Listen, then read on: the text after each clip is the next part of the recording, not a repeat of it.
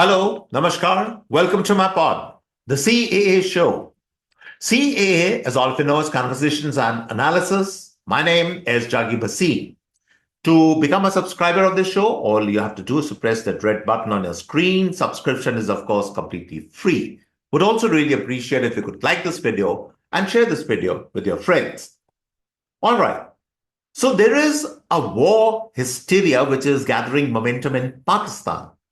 Um, it is even if reports are exaggerated from coming from across the border, but it does seem that there is some kind of a panic which is setting in Pakistan, and the reasons are, of course, very clear. Because for all the bluff and the bluster, most of the Pakistanis, that is both the public as well as the armed forces, they know that they're actually no match for India in a conventional war. And therefore, this war hysteria is gathering momentum. And that is why all the bluster and the bluff of the nuclear threat. What's happening in India? In India, things are pretty calm, I would say, in comparison. In fact, I was watching an afternoon broadcast where the Prime Minister was speaking in Mumbai at a film function to mark some anniversary.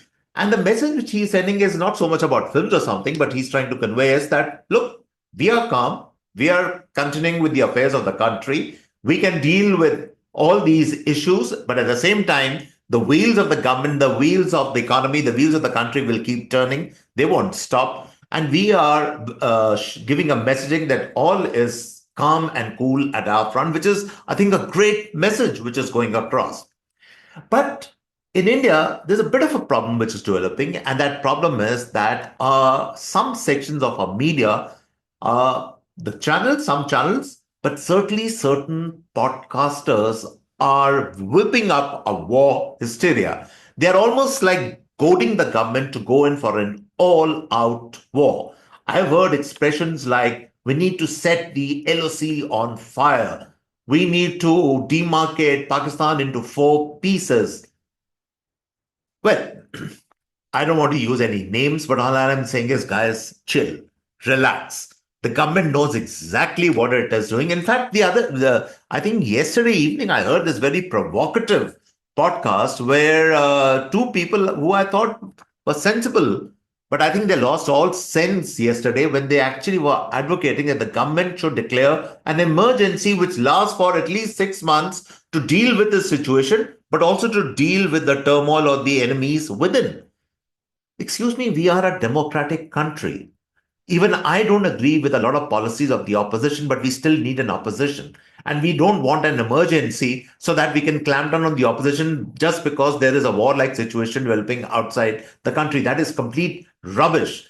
Even today, the main opposition party in this country has not been able to live down the 1975 emergency which was imposed by the then Prime Minister.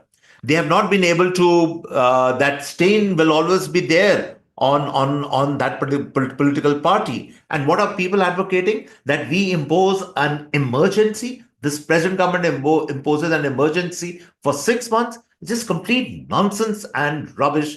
This kind of talk is going on, and I think has to be nipped in the bud. I feel very strongly about this because we are, at the end of the day, a democratic country, whereas there is space for the ruling party and there is also space for the opposition. No question about it. That's the first thing. But more pernicious than some of these podcasts is the fact that some of the podcasters are almost mounting daily pressure, and podcast after every 3 hours, they are mounting a podcast, go in for a war, split up Pakistan and all that. Look, here's the thing. We, of course, want to hurt Pakistan right now. And why shouldn't we? For the things they have done, for the Pahalgam attack, that has been like a scar on the soul of India, on the body politic of India. No question about it. And they have to pay for that. But we want to hurt them, but in the process, do we want to hurt ourselves? Because Pakistan is not Gaza. Pakistan is not Palestine or something, as some people have got it into their heads. Please, for God's sake, understand we are dealing with a formidable enemy out here, and we have to be very calibrated, very careful, very precise, absolutely ruthless, but also very selective in what we do next to Pakistan. Because any false steps, any wrong steps, any steps which are out of control can backfire on us also. We need to keep that in mind. And therefore, in this podcast, number one, I'm going to tell you that I will distinguish between what could be punishment for Pakistan and also that we in the process don't hurt ourselves as opposed to an all-out war. We need to clarify on this particular point. And why is it important that we need to be discriminate, not indiscriminate in our approach towards Pakistan? Punish where it hurts, but don't go in for an all-out war. That's the message which I am giving in this particular podcast. Now, why do we need to only punish and not go in for an all-out war? First, let's answer this question. The simple biggest reason is that right now I can't think of any other time in our history when we are poised to make a breakthrough in an economic sense in terms of developing into no, we are already on the cusp of being a major power, but we are almost on the verge of breaking out, and the first signs of actually being a kind of a developed country are all there. I'm certainly not for a moment suggesting we're a developed country. Our per capita income and all that, that's still no match for so many countries in the West. I'm not even suggesting that, but I'm saying we are on the cusp. We are on the threshold of achieving that aim. Great economic progress is being made on practically all the fronts. And now with news coming in that some kind of a trade deal could be signed with the United States, there are FTAs in the works which are very close to fruition with the United Kingdom, with the European Union. These are great goings. These are great tidings for the country. And do we want a war at this stage where all these things will be upset? And there are idiot podcasters who are actually advocating, oh, let's not care about the stock exchange. Let's not care about the economy. Let's not worry about all this. Let's go in for a 6 months emergency and declare war. I mean, the kind of idiots we have in this country, what can one say? And they pose as these great analysts and defense and policy experts or whatnot.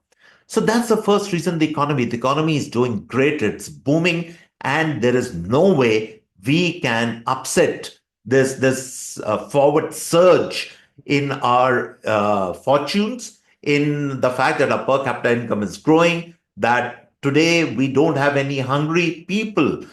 People are generally all, by and large, everybody is well fed, well clothed. Housing is coming for practically everyone. Great things are happening. We can't upset all this. That's a number one reason. Number two, and this is again a very important reason, we are now on the verge of becoming, well, not exactly on the verge, maybe that's a wrong expression, but we are inching now towards a state of becoming self-sufficient in defense purchases. And that's very, very important. We have galvanized private production of arms and armament. Some of our companies are doing great. The Adani Group, the Kalyani Group, Bharat Forge, so many other companies are doing extremely well. The Kirloskar's. And the time is not very far away when practically, we will be saving a lot of foreign exchange in terms of making our own arms and equipment. And so we are on the verge of that. So once we become self-sufficient, then of course it's a very different story altogether.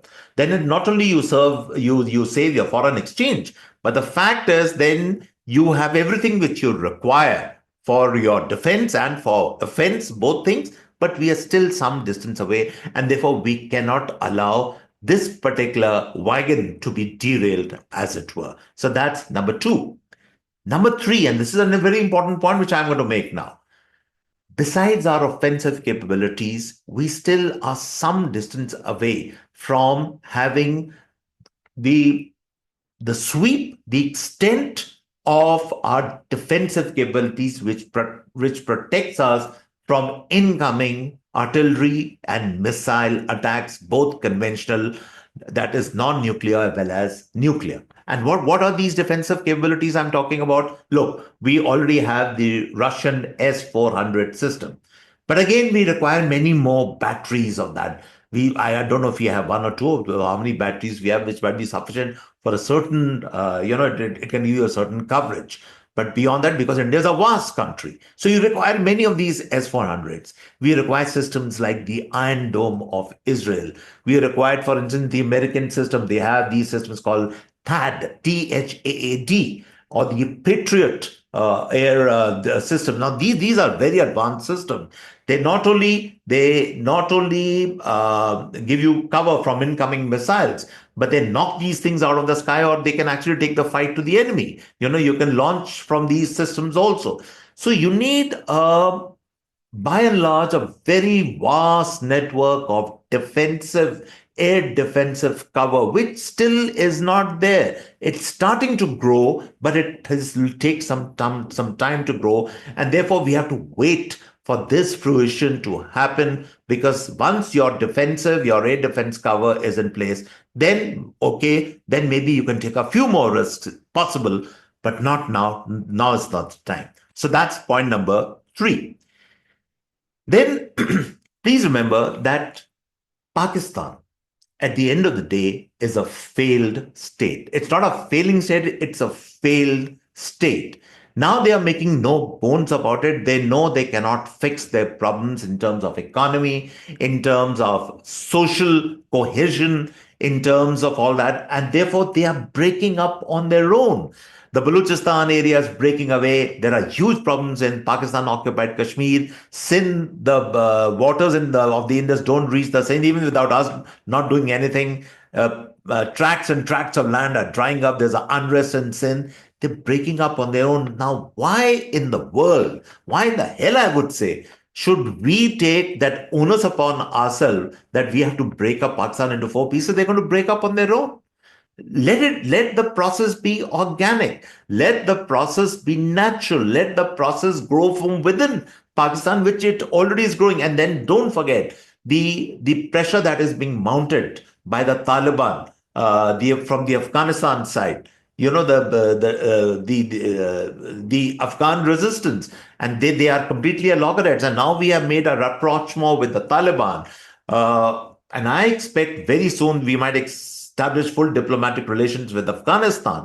And therefore, if we start building projects for them, for instance, on dams, if we build for them for the rivers flowing from Afghanistan, they get blocked from that side also. So there's trouble mounting from Pakistan 360 degrees from everywhere, practically everywhere. Now, at a time like this, when we should be accelerating and doing our best to accelerate that process, but from behind the scenes, why should we enter from the front and take risks ourselves to speed up the breakup of Pakistan? There's no need for that. It's going to happen on its own. It's very, very clear.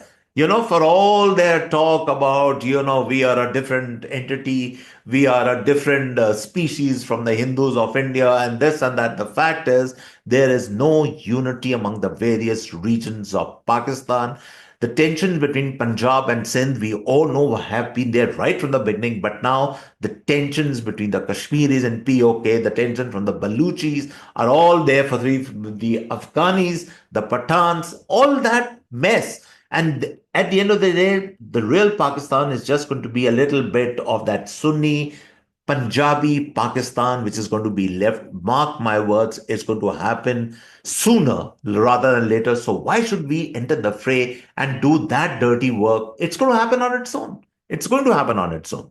Then I want to give this example then of, which I think is a very pertinent example, of South Korea and North Korea.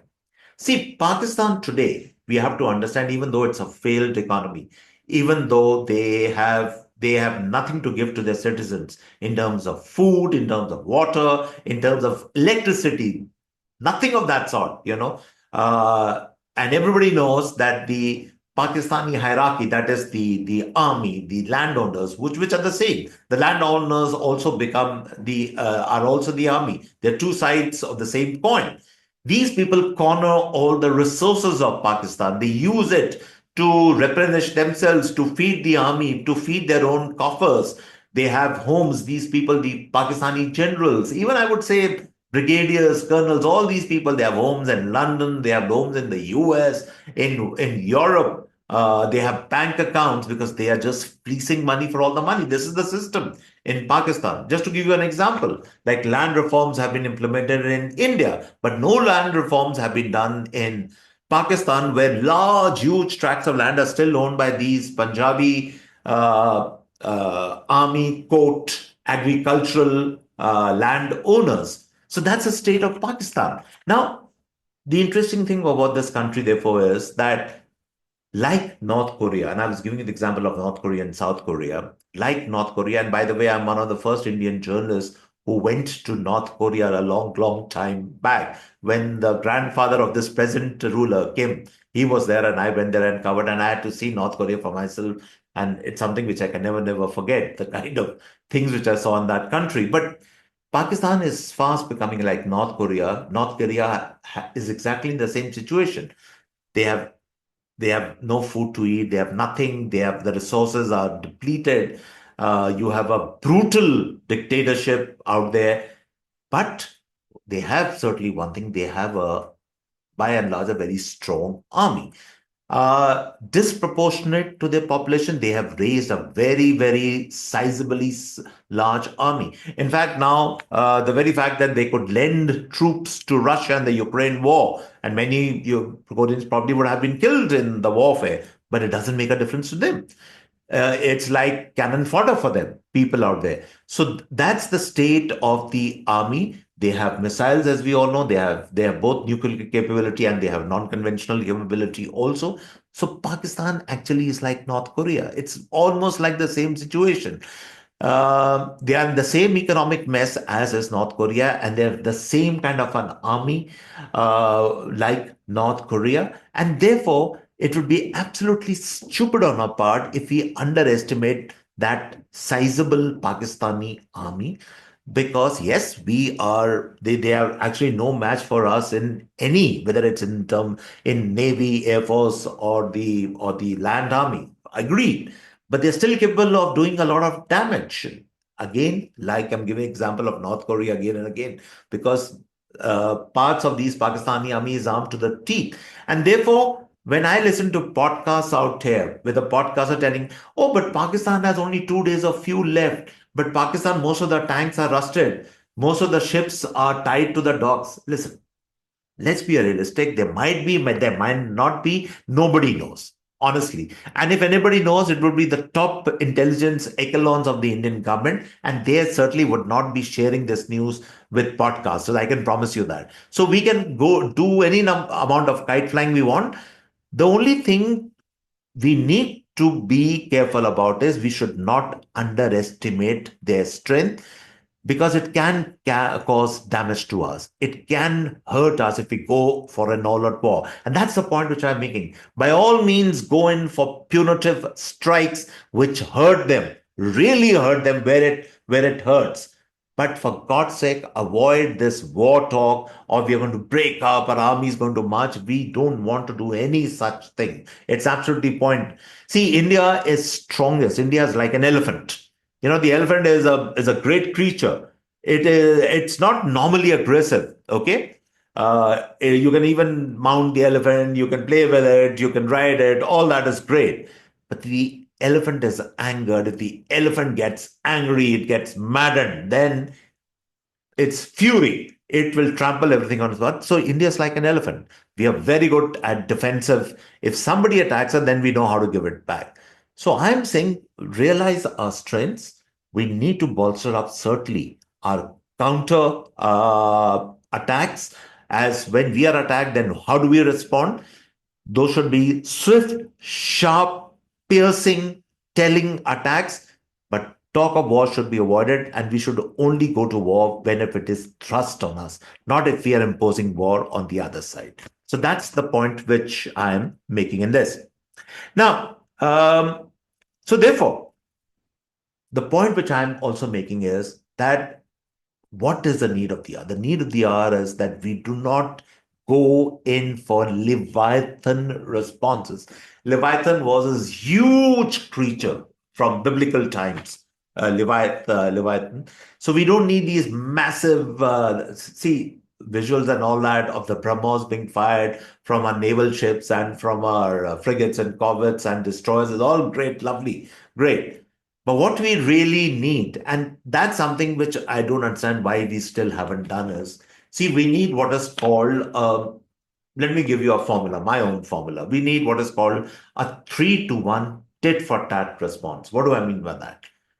Pakistan, whether you impose a war on them, whether there is a full out war or whatever, Pakistan till their last day will keep on doing these attacks on you because that is in the DNA of Pakistan. That is as the French have a term for it called the raison d'etre, or the reason for existence for Pakistan, that is to needle India, to keep doing these kind of attacks on India. This is what right from the beginning, the child has been taught up, it grows up, they all grow up with the same ideology. That can't change, let me tell you that.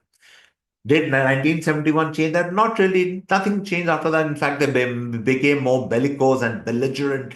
They started acquiring nuclear arms after 1971. Nothing has changed for the Pakistanis in that particular sense. It won't also. But what you could do really is that we should go in for a policy which we almost make it public. We say, fine, guys, if there are going to be attacks from the other side, and I'm going to talk about by the way, the water weapon right in the end. That, of course, is the huge thing which we have in our hands now. But immediately, if there is a provocation like in Pahalgam, if there is a loss of civilian life or even military personnel, then we have to respond, and we should not take so much of time in responding. It should be an automatic response. An automatic response means whether you lit up the LOC or certain sectors in the LOC, whether you carry out attacks via the Pinaka, for instance. It can shoot down targets of hundreds of kilometers away, military targets. Keep it up for 2 or 3 days, so you pay back 3-to-1, and then that's it, score settled. Okay, then we will see what happens. Then that means no war, nothing. But then the message goes across that, guys, you do something and we'll respond to you 3-to-1. You will suffer far more casualties than we ever will. Make it a practice, make it like an automatic response. See, right now, what is happening is, and I have to talk a little bit about this. Um, the government is taking, of course, time for this.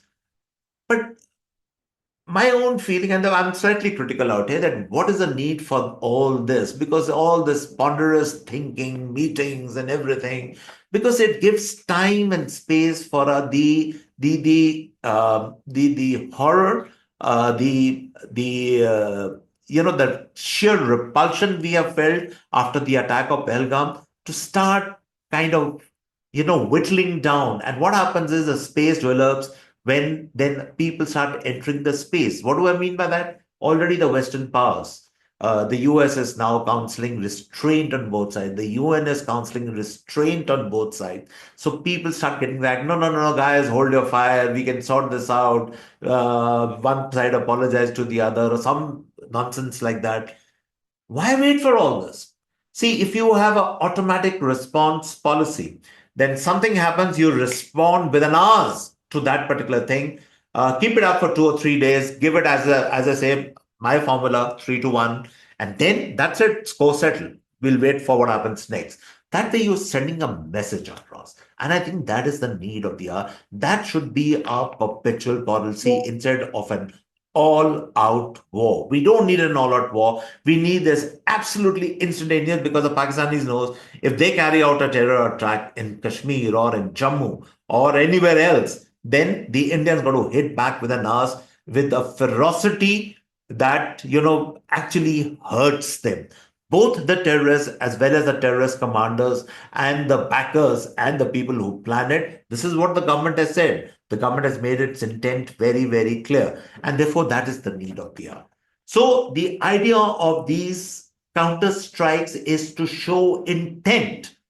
I'm going to sum it up by saying that the government has to show intent that we will deal with terror in this particular way. It is not to wage war. No, we don't want to wage war. As I said, you have to wait for the day when your defense, your air defenses are completely secure, your country is secure, which is some time away. It's not going to happen in the foreseeable future. It's going to take a lot of time, money, investment, hard work, perseverance, diligence, all that. So it's some distance away. But before that, this is the policy we should follow.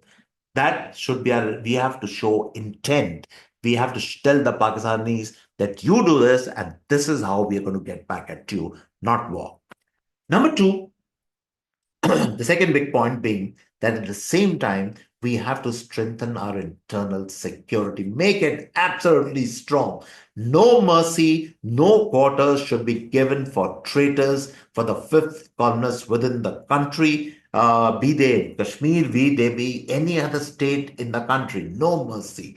Be ruthless in that. And if anybody comes in the way, if the judiciary also raises question, then take it up with the judiciary. Explain to them that this is the need of the hour. We are sorry, we can't agree to more flexible, or and that really means that your next step after this crisis settles down is to eject the Bangladeshis who are flooding our country. They have to be pushed out. And yes, sometimes there are visuals coming of some of these ladies from Pakistan who have been staying here for 15, 20 years. Some of the scenes are heartbreaking, but yeah, you still have to be tough about it. They are Pakistanis, they have to go back. It's as simple as this. So this policy has to be implemented. If your internal security is fine, and then you have organizations. You have organizations like the Muslim Brotherhood and all that, and all these offshoots, various names in states like Karnataka, Kerala, and all that. They have to be dealt with an iron hand. If your internal security is secure, then nobody will mess around with you. And then the next stop, of course, is Bangladesh, but that's a different, we'll do that podcast on a different day, because that is again something which has to be tackled, the chickens and all that. That has to be tackled. And then finally, I would say that right now, why also we just need to show intent and not go in for war is because at the end of the day, you actually won the battle on day two itself of the Pahalgam tragedy, when the government put the Indus Water Treaty in abeyance. And please understand the ramifications of it. And that's why I'm saying again and again in my podcast, this is the biggest weapon which you have now got in your hands against Pakistan. The test for you, the real courage which India will have to show is that can you hold on to this weapon in your hands? Can you turn off the Indus water tap at will? Turn off, turn on, turn off, turn off. Turn it off when the Pakistanis launch an attack against you. Give them a message. We are closing your water. Do whatever you want. Okay. Turn it on when things are normal. Give them the water they require. That is this. I'm putting it in very simple terms. Obviously, there's going to be a lot of things which are going to be involved in terms of technology, building of dams, the raising of the dam heights. There's so many other things, rerouting of the waters from the rivers, etc., etc. But that's an investment we can afford to make. That's an investment for the long-term security of the country, which I'm sure the government will make. But the challenge is going to be, you will have the countries of the world, including the United Nations, descending upon you like a ton of bricks to say that, no, you can't do this. This is a treaty. You are obligated by this treaty.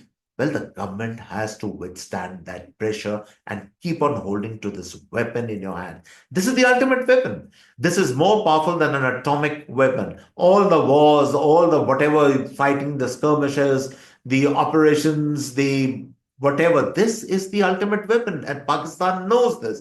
And right now, if the panic is there, if the bluff and bluster is there, because and they should be close to a panic, because they know that India and that they are trying to spook us, that somehow we get rattled by this nuclear threat, so we let go of the Indus Water Treaty weapon. It's not so much the conventional warfare weapons which worries them, and I'll tell you why it doesn't worry them. Because as I said, like the North Koreans, the generals couldn't care less if their troops are killed or if they are slaughtered. They couldn't care less. They all have their homes. Their families are safe in London and other places. We know that. But yes, they would be worried if their lands, that is the landowning lands of these generals, are inundated either with the waters, or they are left dry, or they can't have any agriculture and Pakistan becomes a desert. That is their real worry. And therefore, what we in Hindi, there is a word called saransh. इसका हम सारांश क्या निकालते हैं? What is the निचोड़, or what is this we learn from this entire experiences, that we don't need a war, we just need to show intent to hold on to the Indus Water Treaty like a weapon in our hands and use it like a tap at will, on and off, to teach and put Pakistan in its place. That is all we need to do and nothing else.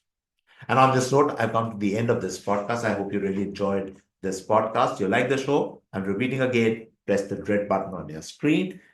And of course, till next time, it's goodbye and cheers from my side. Bye.